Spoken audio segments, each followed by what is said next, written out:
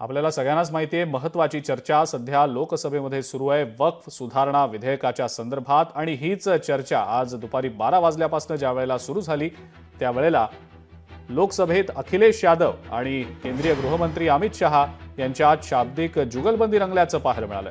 भाजप अजून आपला राष्ट्रीय अध्यक्ष निवडू शकलेला नाही असा टोमणा अखिलेश यादव यांनी यावेळेला भाजपला लगावला। मात्र अखिलेश यादव यांच्या या टोमण्याला अमित शहा यांनी जोरदार उत्तर दिलं।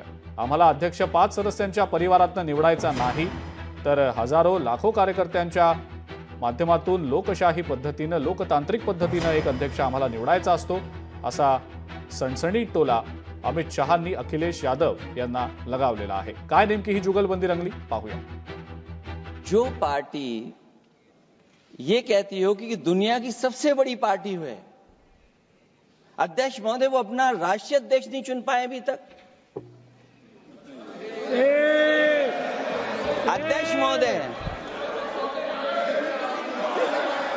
अध्यक्ष महोदय भारतीय जनता पार्टी क्या है?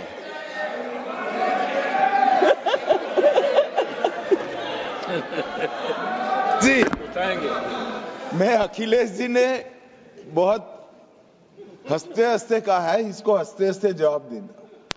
इस सामने जितनी पार्टियां हैं उनका राष्ट्रीय अध्यक्ष उन 5 लोगों को ही चुनना है परिवार के।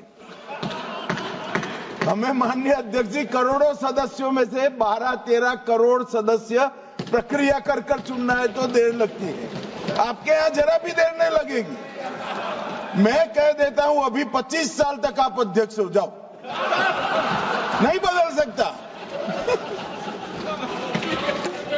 अध्यक्ष महोदय, क्योंकि जो बात निकल के आई है वो मैं फिर आगे बढ़ा दूं।